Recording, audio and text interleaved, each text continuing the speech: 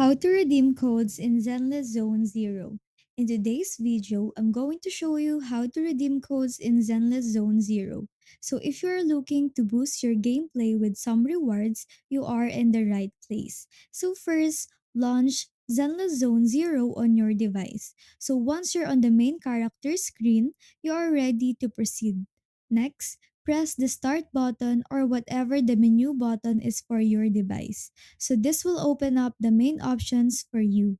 Now, look for the option labeled Redeem Code. It should be easy to spot. Tap on it to access the code entry interface. Here, I have two codes that you can use to get some rewards. So use this code as a welcome code for new players. And also, you can use this code, but make sure that your account is at least level 5 to use this one.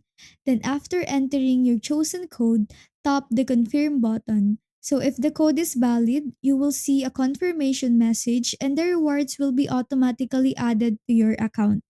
Finally, navigate to your inventory or rewards section to see what you have received and enjoy the bonuses and enhancement to help you in the game. And that's it. You have successfully redeemed codes in Zenless Zone Zero.